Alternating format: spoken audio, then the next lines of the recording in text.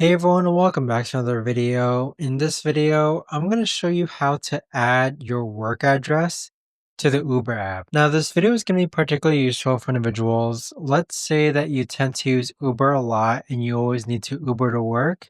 How do you actually go ahead about adding your address? Now, this video is going to be short, sweet, and simple, guys. There's not going to be a lot of steps involved.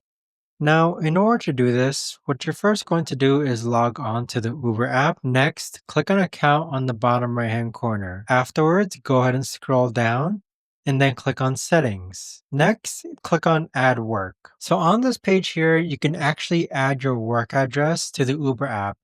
So go ahead and enter your work address and there you have it. But that right there, guys, is the best and easiest way that I know of to actually go ahead and add your work address to the Uber app. If you guys know of a better or easier way to actually do this, let me know in the comments down below.